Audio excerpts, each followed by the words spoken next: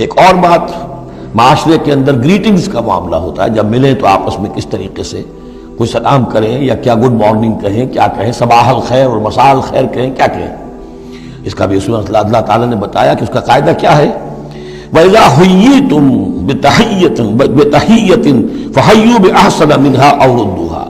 جب تمہیں کوئی دعا دی جائے، اصل میں عربوں کے ہاں چونکہ یہ رواج تھا حیاک اللہ حیاک اللہ حیاک اللہ، اللہ جو ہمارے ہاں سرائے کے علاقے میں حیاتی ہوئے، تمہاری عمر بڑھے، اللہ تعالیٰ عمر زیادہ کرے، تو یہ وہ انداز ان کا تھا کہ حیاک اللہ، تو اسی سے جو بھی گریٹنگز ہیں ان کے لیے لفظ تحیہ بن گیا ہے۔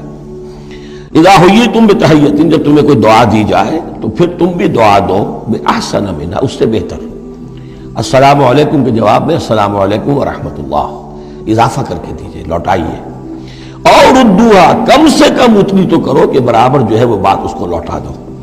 ان اللہ کان علی کل شیء حسیبا، یقیناً اللہ تعالیٰ ہر چیز کا حساب کرنے والا ہے۔ یہ چھوٹی چھوٹی چیزیں بھی جو ہیں ان کی بھی اہمیت ہے، آداب ہے، انسانی زندگی کے اندر اور معاشرتی زندگی میں حسن پیدا ہوتا ہے، اس سے آپس کی محبت پیدا ہوتی ہے۔